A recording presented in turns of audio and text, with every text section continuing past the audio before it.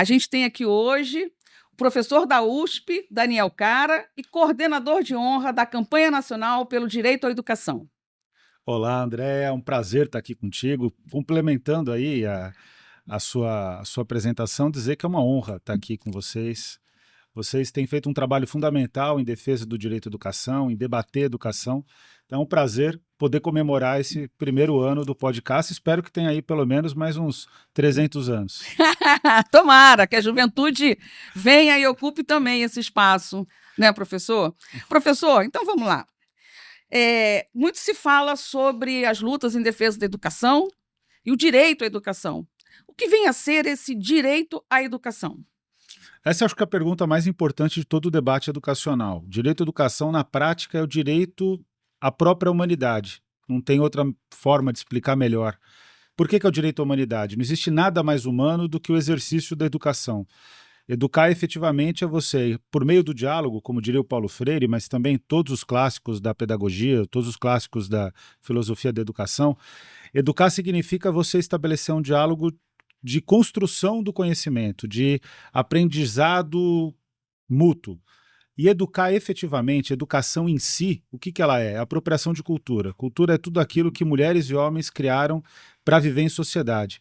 Então, o direito à educação, na prática, é o direito à cultura, o direito à condição humana, o direito a ser pleno, o direito a poder construir a sua própria vida, o direito a ter acesso à ciência, a ter acesso à arte, a ter acesso à educação física, aos valores, enfim, tudo aquilo que faz diferença para que a gente seja pleno. Então, o direito à educação, na prática, é o direito à própria humanidade. Por isso que ele é tão central e é tão atacado hoje no Brasil, porque o que se quer, de fato, é cercear o exercício à plenitude humana. Você até me emocionou agora. Quem me conhece sabe que eu me emociono até com desenho animado, porque eu tenho isso para mim, como condição de vida. Eu acho que a educação ela é verdadeiramente uma declaração de amor à humanidade, né? É exatamente isso. Eu acho que é um tema que deveria envolver toda a sociedade, a participação da sociedade civil na luta por um direito seu, um direito de vida, como você coloca, né? Eu acho isso, né? Mas mesmo quando há participação da sociedade civil na formulação das políticas públicas, no Congresso, por exemplo, nos legislativos estaduais e municipais, a gente tem a impressão que exatamente a Casa do Povo, que deveria ser a casa da escuta das vontades do povo, né, e da execução também, da formulação de políticas públicas, que é um direito do povo de viver bem, políticas públicas de qualidade, né, parece que não há escuta dos legisladores para o clamor da sociedade civil, mesmo quando ela está organizada nos movimentos. Por que acontece essa dissonância, né, essa surdez dos legislativos? Por que não há escuta, né, do que a sociedade está clamando, está querendo, está exigindo, está precisando? E como fazer para esse legislativo ouvir esse clamor? Olha, André, primeiro eu acho que é importante a gente destacar que isso mudou nos últimos anos, pelo menos desde 2014, de forma mais grave a partir de 2016, com o processo de impeachment, que foi eivado de irregularidades. Hoje o mundo todo tem consciência de que foi um golpe. E a partir dali, no âmbito nacional, mas aqui no Rio de Janeiro, em São Paulo, estados e municípios já era essa realidade. Na prática, o que acontece? Eu não acho que o legislativo ele ignore, ele seja insensível em relação às demandas da sociedade civil. A realidade é que o legislativo representa um projeto de sociedade. É um projeto de Sim. sociedade que é contrário ao direito à educação. Porque, efetivamente, o direito à educação tem um aspecto que eu considero belíssimo. Para mim, olha, da pedagogia do oprimido, Paulo Freire, que me desculpe, mas o mais rico de tudo, a melhor síntese é do professor Hernani. Normalmente, quando as pessoas falam da pedagogia do oprimido, do Paulo Freire, vão dizer que o que é fundamental é a emancipação das pessoas por meio da leitura crítica do mundo. Isso é fundamental, mas é pouco. O professor Hernani, na introdução, no prefácio à pedagogia do oprimido, ele vai dizer de maneira muito mais precisa que a educação significa também que cada um possa dizer a sua própria palavra. o S de sua maiúsculo, o P de palavra maiúsculo, ou seja, cada um possa se pronunciar em relação ao mundo, dizer o que pensa, dizer o que acredita. A leitura é um ato fundamental, mas ele é anterior à expressão. A expressão é a ação, de fato, você dizer a sua palavra. Sim. E o legislativo ele não quer que o povo brasileiro, de fato, diga a sua palavra, não é só por conta daquela ideia mais simples, ainda que verdadeira, de que os políticos não querem que as pessoas sejam autônomas, que elas disputem o poder. Isso é verdade, é um fato. Mas tem um outro aspecto que a gente precisa ter muita clareza. A educação hoje, graças à nossa luta, eu acompanho o Congresso Nacional diariamente de 2006 até hoje. Todos os dias eu acompanho o Congresso Nacional, mesmo quando não tem sessão. E o que eu posso dizer com todas as letras é que, na prática, o que acontece é que, graças à nossa luta, a educação se tornou um direito, é a maior política social brasileira, uma das maiores do mundo, a política educacional brasileira. Só na educação básica são 40 milhões de estudantes, 5 milhões de profissionais de educação que todos os dias úteis estão indo lá na escola, somando com a universidade, aí soma mais pelo menos 7 milhões de pessoas que também se dedicam à universidade pública, sem contar as privadas, sem contar o setor privado. Então, é uma política avassaladora. E é exatamente esse tamanho que precisa ser controlado, porque é muito recurso que é investido, é um projeto de país que está sendo colocado em debate. Muita gente de olho nesse recurso. Muita gente de olho nesse recurso e com um risco para a elite econômica desse país enorme. Qual que é o risco para a elite econômica desse país? É o risco que é dado pelo samba. Eu acredito totalmente no samba que diz que se você der chance para o morro, o Brasil nunca mais vai ser o mesmo. Falando aqui do Rio de Janeiro, que é da onde foi formulado todo o debate sobre a questão do samba, onde o samba surgiu na prática, né? A Salvador e que me perdoe, e eu adoro o samba paulista, não tem como ser diferente, mas não tem a mesma verve daqui, né? O fato concreto que a gente não pode fugir é que se a gente der chance para o morro, o Brasil nunca mais vai ser o mesmo. A elite econômica deixa de existir. Então é disso que se trata o ouvido, a audição falha, né, o ouvido moco dos congressistas. Né? De fato, o que se trata é de disputa de poder, e a gente tem que disputar o poder. Tem que disputar o poder para construir o poder popular. Esse tem que ser o objetivo efetivo de toda educadora, de todo educador. O professor Gessé Souza, Sim. ele também tem um livro, eu não me lembro agora, mas ele tem uma expressão que ele cunhou, ele chama a elite do atraso.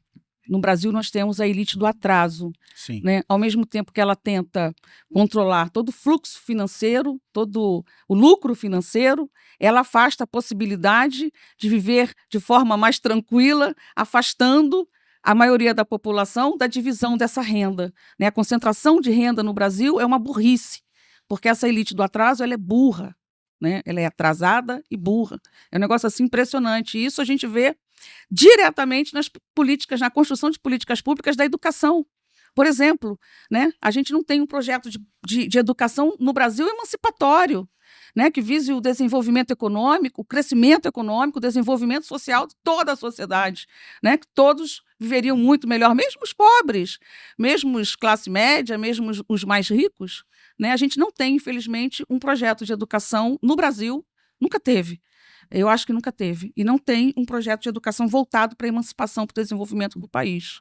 Né? Exato. Eu acho até que eu adoro o trabalho do Gessé, li praticamente todos os textos que ele produziu, o grupo de pesquisa dele, os grupos, né? Uhum. Na Universidade de Brasília. Eu só acho que tem uma questão de ênfase no argumento dele, que eu colocaria um pouco mais de ênfase na segunda etapa do argumento dele. E ele coloca ênfase na primeira. A primeira etapa do argumento dele é que existe a elite do atraso. E que essa elite do atraso, você fez uma síntese perfeita da forma como o Gessé observa esse fenômeno da elite do atraso. É uma elite que ela é meio burguesa, meio retrógrada, meio escravagista, tem que dizer. Eu concordo com o Gessé que, na verdade, dá ênfase ao argumento do Florestan Fernandes de que o problema do Brasil é o problema do racismo. Agora, a segunda parte do argumento que eu acho interessante a gente dar mais ênfase, porque é nela que está a disputa política mais promissora para a gente reverter esse quadro. Essa elite do atraso, na prática, e isso o Gessé não reitera da forma como eu reiteraria, ele não faz o mesmo caminho que o Celso Furtado, Maria da Conceição Tavares, saudosa Maria da Conceição Tavares, genial, e Francisco de Oliveira, que foi meu professor. Eu acho que ele dá pouca ênfase, não que ele não coloque no argumento, mas dá pouca ênfase em relação ao fato de que essa elite precisa do atraso não só para governar, ela precisa do atraso para manter o seu poderio econômico, manter os seus privilégios.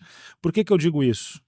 A educação hoje ela sofre um ataque, por exemplo, das fundações empresariais, sofre um ataque dos grandes bilionários que tentam disputar a educação, e na área da educação, muitas vezes em argumentos parecidos com o do Gessé, se interpreta que eles estão querendo disputar projeto. Eles querem disputar projeto, é claro, eles querem disputar os valores da sociedade, eles querem disputar a forma como se apropria a cultura na sociedade, mas eles também querem ter muita lucratividade.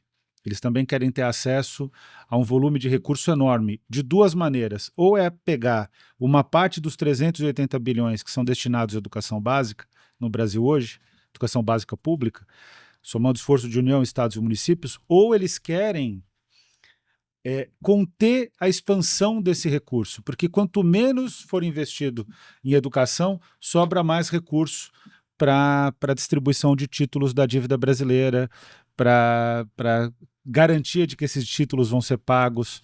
Então, no fundo, o mercado financeiro é, de fato, o espaço onde eles atuam, e a disputa pela educação ela tem um interesse imediato em termos de retorno econômico, de lucratividade para essas pessoas. Além do lucro político de interferir no projeto pedagógico, nos sistemas de ensino, né, para formar uma sociedade completamente diferente da sociedade que a gente gostaria de ver sendo construída, né, com as jovens com mente livres, né, construindo o seu próprio pensamento, avançando no seu projeto de vida, inclusive, né? Parece que é tudo muito planejado por essa elite atrasada e burra, né?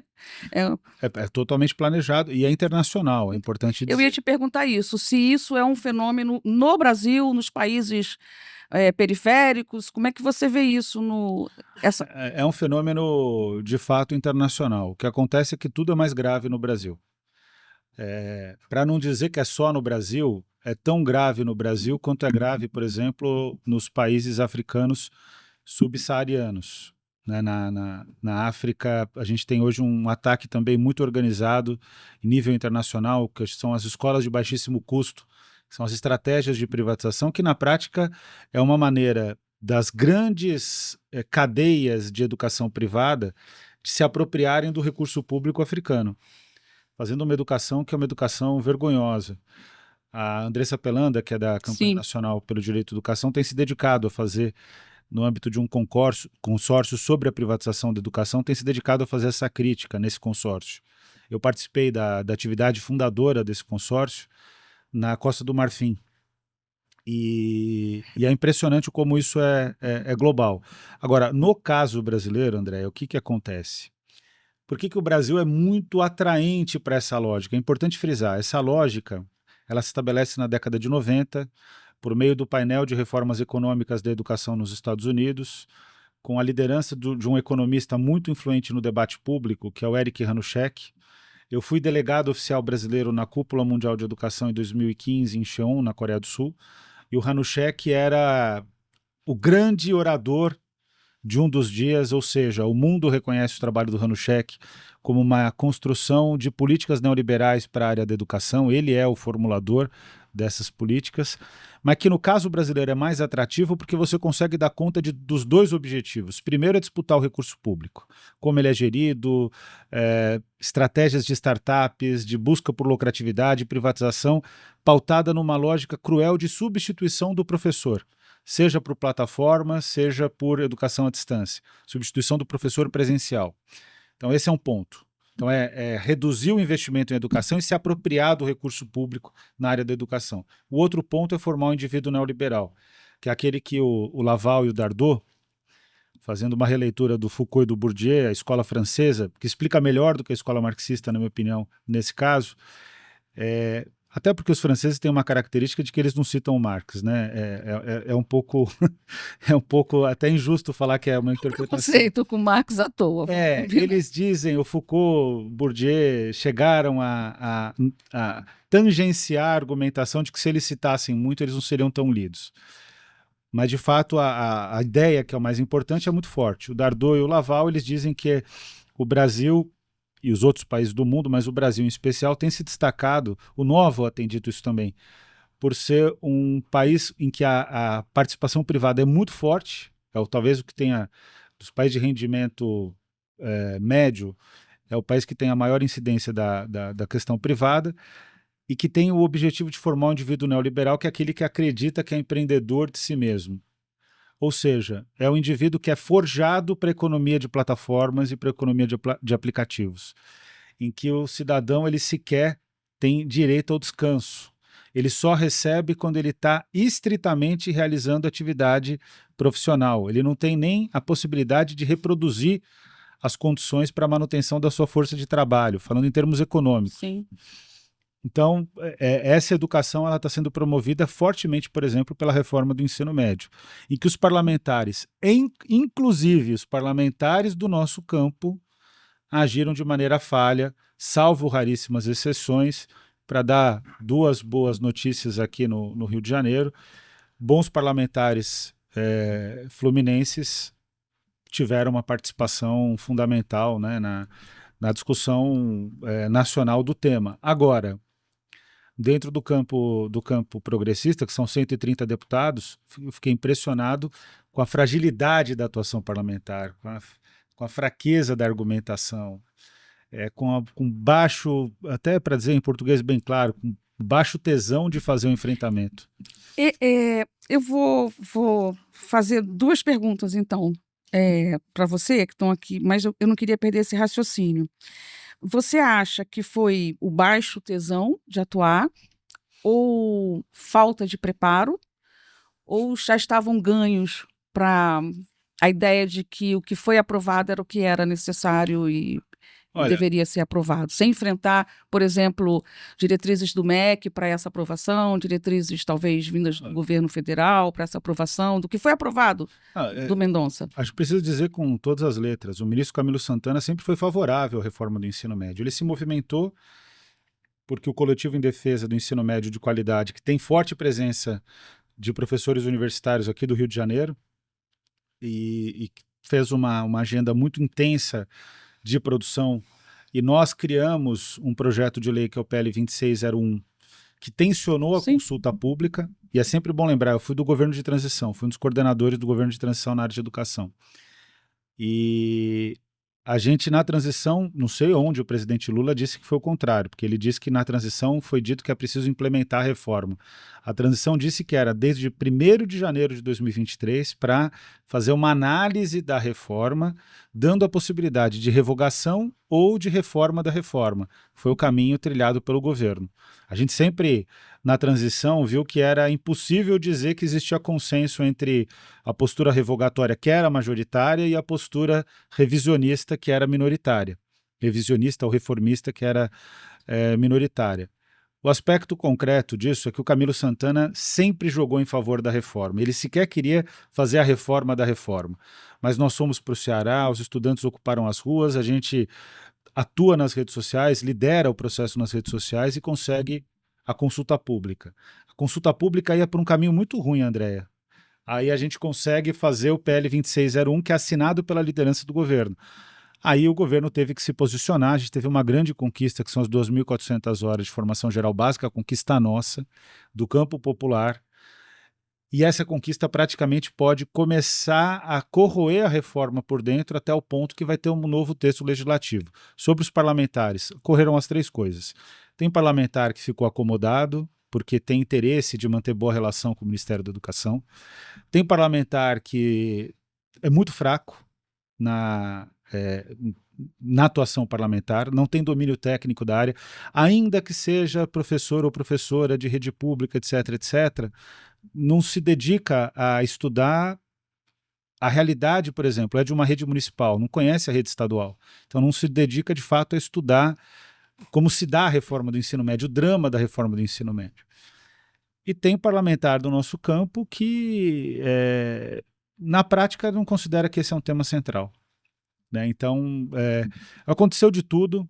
O fato que a gente precisa reiterar, o fato concreto que a gente precisa chamar a atenção é que a gente teve vitória no veto do presidente Lula, que vetou as mudanças no Enem.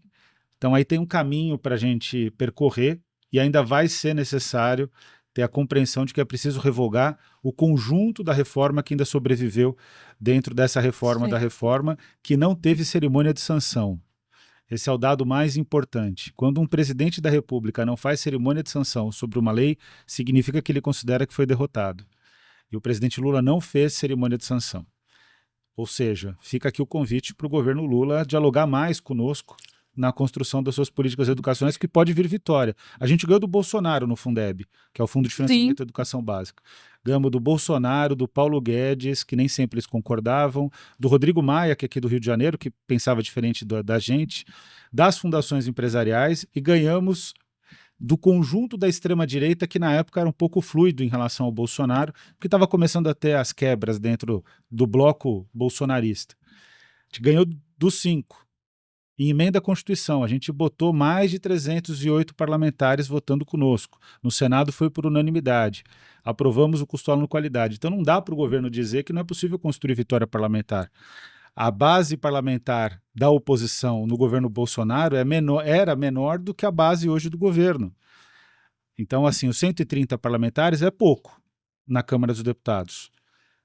É um conjunto, o conjunto é pequeno, mas a gente pode construir vitórias construindo com a sociedade, né? Até porque daqui a 2 anos a gente vai ter de novo eleições estaduais. Muitos serão candidatos dos federais à reeleição nos seus estados, né? Mas eu quero fazer aqui uma pequena provocação. O professor Daniel Cara fez um convite ao presidente Lula. Eu vou reforçar esse convite. Presidente, nós estivemos juntos durante muitos anos na luta por uma sociedade mais bonita, mais humana, mais fraterna e mais igual. Nós estivemos juntos em 22 nas ruas com você, numa luta do amor na política, da ética na política contra o ódio que envolve a nossa sociedade ainda hoje. Nós somos da educação, nós somos seus parceiros e a gente quer que você venha dialogar com a gente mais vezes, assumindo que às vezes erra, porque todos erramos, ninguém tem 100% de razão, né? Às vezes a gente erra, presidente, e é melhor quando a gente reconhece que errou, volta atrás, conserta e vai à frente, não é isso? Professor, falando dessa retomada, né, dos movimentos sociais na luta por direitos, movimentos sociais organizados, nós tivemos agora em 2023 o CONAI, que ficou paralisado durante os 4 anos do governo daquele antipresidente, né? Nós tivemos o CONAI, que reuniu estados no país inteiro. Nós tivemos conferências estaduais, né, no país inteiro, vários setores da educação discutindo a proposta do Plano Nacional de Educação, formulando diretrizes para a educação no Brasil, que foi votado, aprovado no Congresso, o CONAI, uma carta, né, um documento final, e ele fala sobre o PNE, fala sobre a formulação do NENEM, o novíssimo novo ensino médio, que você já colocou para a gente, mas fala também do Plano Nacional de Educação. Então, falando sobre o papel da sociedade civil, dos movimentos sociais organizados no monitoramento das políticas educacionais, como o PNE, Plano Nacional, o que você acha, como é que está se dando essa correlação de forças, né? A sociedade civil, ela está realmente, você falou isso agora há pouco, mas ela está realmente organizada, voltando à luz, à frente, para a gente, daqui a 2 anos, lutar por um novo ensino médio de verdade, de verdade necessário para os nossos jovens? André, então, até é bem revelador você construir a frase dessa maneira, né? Sobre a CONAI no Bolsonaro. O Bolsonaro fez uma CONAI. Só que por que você tem a impressão de que ele não fez? Porque foi uma CONAI sem nenhuma participação efetiva de professores, estudantes, etc. Quer dizer, foi uma CONAI protocolar. Uhum. Uma CONAI, Escritório. para inglês ver, não tinha nenhuma... É igual samba de escola de samba. Tem uns que são Exato. feitos no escritório. Isso, exatamente. Nunca da Mangueira, que a Estação Não, Primeira de de jeito Mangueira é a nenhum. maior de todas as escolas. Não, estou brincando. Mas o que que eu é, posso dizer em relação a isso? Assim, a sociedade civil hoje ela tem várias facetas. Tem o campo popular e progressista, que é o campo onde eu milito. Eu sou militante de um projeto político, como professor universitário, não tem como dizer o contrário disso. Eu acredito na transformação da sociedade por meio da educação e atuo para que a educação seja um projeto de justiça social. É dessa maneira que eu me coloco no mundo. E esse campo é o nosso campo, André. É o campo do podcast, é o campo da Campanha Nacional pelo Direito à Educação, é o campo da Associação Brasileira de Ensino e Ciências Sociais, que tem aqui que participa muito aqui do seu podcast, é o campo do Coletivo em Defesa do Ensino Médio de Qualidade, da Confederação Nacional dos Trabalhadores em Educação. É claro que dentro desse campo tem divergências, mas é um campo sólido, né? Por outro lado, tem o campo que também é forte em termos de densidade populacional, que é o campo da extrema-direita, que cada vez mais está disputando espaço na educação. Nicolas Ferreira, o que é, como presidente da Comissão de Educação da Câmara dos Deputados? O Nicolas Ferreira representa uma necessidade da extrema-direita de disputar o campo da educação, porque eles sabem a importância da educação na Sim, formação das consciências, na formação da plena das pessoas, enfim, eles identificam a educação como um espaço importante para a disputa. E tem um campo que é mais medíocre, mas é muito influente. É medíocre em todos os sentidos, mas é muito influente na formulação de políticas públicas. Por quê? Porque ele advoga sobre os interesses do capital financeiro, que é hoje o fio condutor do capitalismo brasileiro, do mercado brasileiro. O mercado brasileiro já não é mais industrial, infelizmente. Foi um período muito curto, muito graças ao varguismo. Depois ali foi sendo corroído. Eu lembro que o primeiro discurso do Fernando Henrique Cardoso, dia 1º de janeiro de 1995, é acabar o Estado varguista. Ali significava acabar com o Estado brasileiro. O Gessé Souza faz essa crítica, né? Essa luta contra a industrialização, contra a autonomia, contra uma posição dependente do Brasil no cenário internacional, é uma luta que tem representantes. E hoje essa representação se dá pelas fundações empresariais. Observa o seguinte, André, no começo das fundações empresariais, quem liderava o campo eram empresários industriais, das fundações empresariais que atuam na área de educação. Hoje quem lidera o campo são os bancos, com forte participação dos acionistas majoritários do grupo Itaú Unibanco. Itaúsa, que é o principal grupo econômico financeiro brasileiro, junto com o Bradesco. O Bradesco tem uma atuação na educação há muitos anos. Então, hoje, o sistema financeiro atua contra a educação. E atua contra a educação com muita influência, por quê? Porque ele quer controlar o recurso público destinado à área, porque ele quer evitar a expansão do investimento em educação e porque ele quer formar um indivíduo neoliberal que aceite a opressão. Essa nova forma de opressão econômica que é a economia de aplicativos e a plataformização. Então esse é o jogo. Considerando esse cenário mais complexo da sociedade civil, o nosso campo, que é o campo democrático, popular, progressista, o que eu acredito é que ele vai ter que reconstruir sua força. Ele vai ter que ter a compreensão de que é preciso ter mais aliança, de que é preciso ter mais ética programática. Eu estou cansado de ver defesas inaceitáveis, porque eventualmente o governo X ou o governo Y, então, por exemplo, militarização de escolas. Quem mais militariza escolas hoje são governos progressistas. O governo Tarcísio agora em São Paulo está tentando avançar assustadoramente na agenda, mas não dá para a gente negar o que acontece na Bahia. E aí, me desculpa, tem que ter seriedade. Qualquer governador, seja de qualquer partido que seja, que acredite que um policial militar, ou um soldado, um cabo do exército ou de qualquer outra força armada brasileira é melhor educador ou educadora do que um professor ou professora, esse governador não merece ser governador do estado. Não merece. Porque ele de fato não tem compreensão nenhuma do que é educação e tampouco do que é segurança pública. E a militarização de escola só atende a um interesse: a promoção de uma cultura de extrema-direita autoritária dentro da sociedade brasileira. Então, esse é um exemplo do quanto que a sociedade, hoje, ela é cindida no Brasil e que o nosso campo precisa ter a compreensão de que é necessário fazer articulação e ter ética programática, defesa irrestrita do direito à educação. Então, Daniel, você tocou num ponto que já 2 vezes falamos sobre isso, que é sobre as empresas financeiras atuando dentro da educação. Sim. Hoje o MEC é um celeiro, né? Hoje elas estão ali no MEC, nesse nosso governo progressista.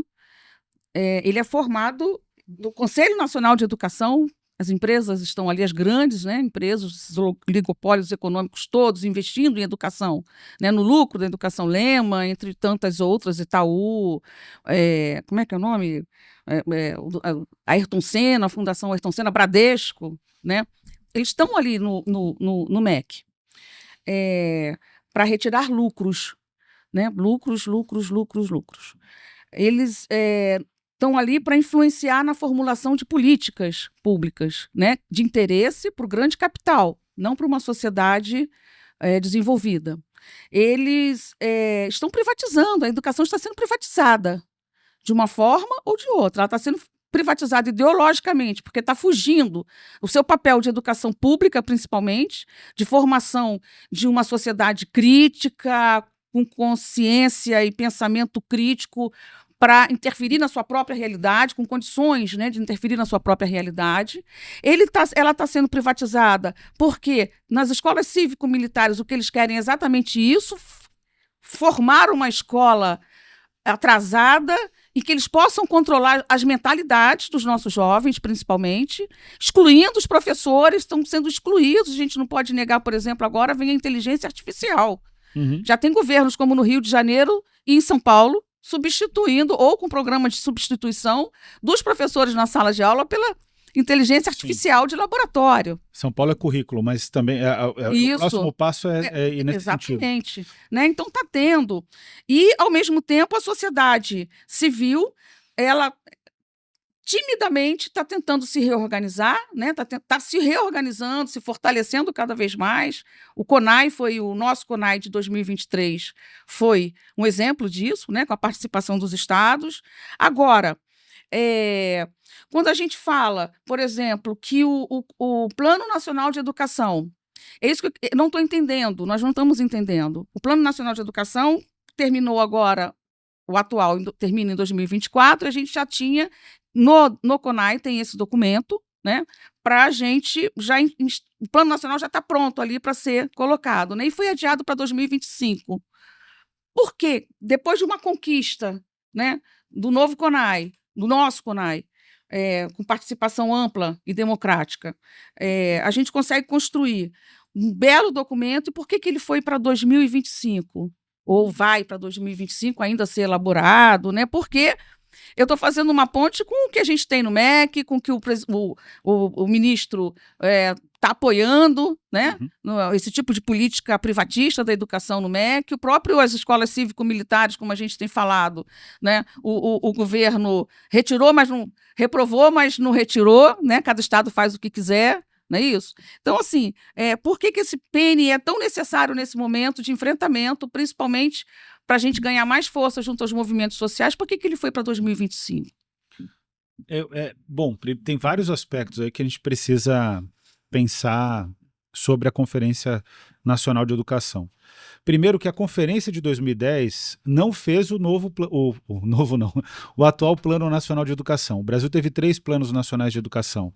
Na verdade, agora vai para o terceiro. O primeiro plano pós-redemocratização é 2001, 2010. O segundo plano é 2014, 2024. Se vendeu a ideia, ele tem vários textos científicos, né?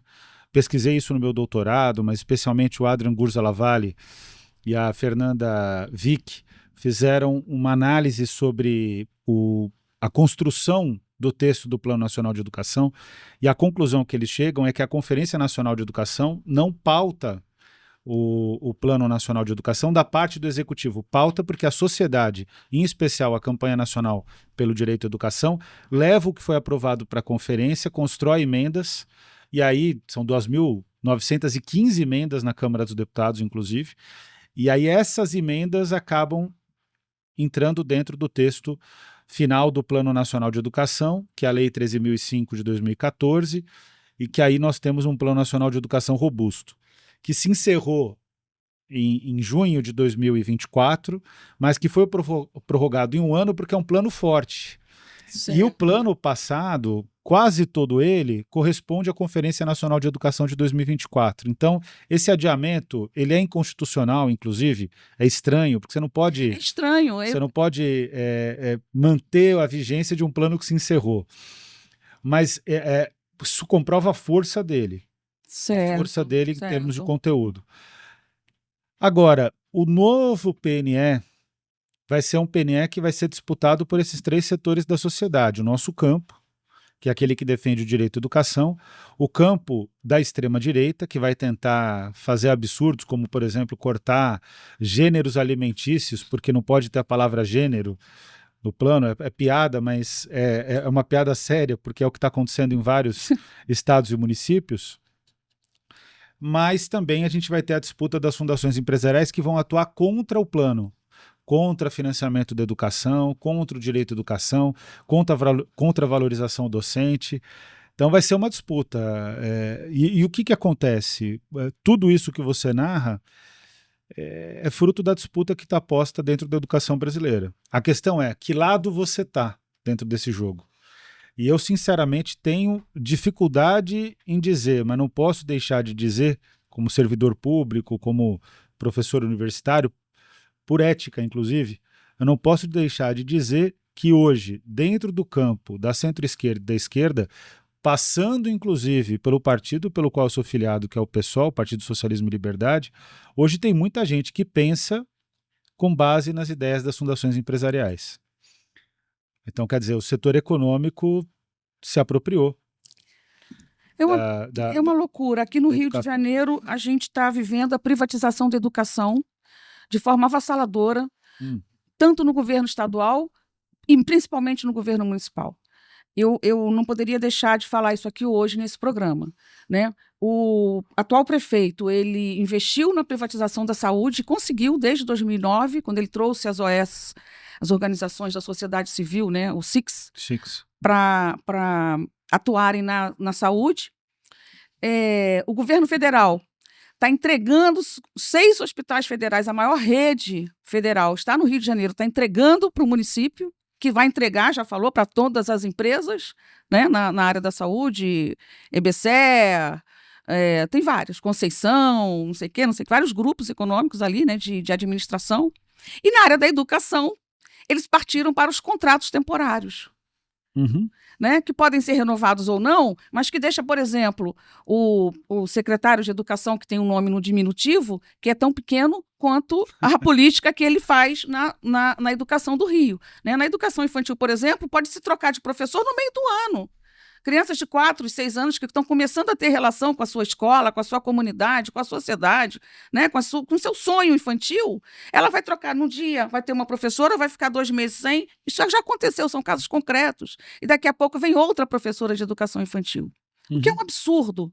Sabe? A gente está vivendo realmente um momento, eu acho que, de ascenso dos movimentos sociais organizados na luta pelo direito à educação, mas tem muita luta pela frente. Tem um caminho muito grande pela frente. E, em função disso, eu acho que a gente também, nós, atores que defendemos a luta pela educação, nós temos que garantir cada vez mais, empenhar esforços cada vez mais para garantir que essas comunidades, principalmente as mais afastadas, no interior do estado, no interior do Brasil, né, municípios onde só as fundações chegam e os governos não chegam com políticas públicas, eu acho que a gente vai ter um trabalho muito grande para trazer cada vez mais, engrossar as nossas fileiras com os movimentos. Eu acredito no movimento social e forçar a barra com esses 3, ganhar essa luta, essa guerra que vai ser o PNE, com esses 3 atores, né? O poder público, o ministério, as fundações e o campo mais atrasado que a gente tem na nossa sociedade. Né? Hoje, assim, o poder público, assim, eu reitero, ele está permeado por esse trio de ferro, né? Nosso campo, que é o campo do direito à educação, Tem gente no poder público, menor parte, que é comprometida com esse campo, o campo das fundações empresariais, que é o campo neoliberal, e o campo da extrema-direita. Até tem um aspecto interessante. A extrema-direita, na verdade, qual que é a função econômica dela? É via caminho autoritário também implementar o neoliberalismo. Então, no fundo, são duas formas de expressão do neoliberalismo.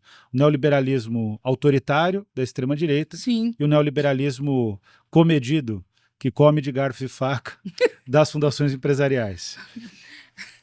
Comedido que come bem, né? Que come bem, tem uma boa alimentação aí, uma boa carga nutricional. Então, Daniel, a gente está chegando, infelizmente, ao final desse Sim. programa.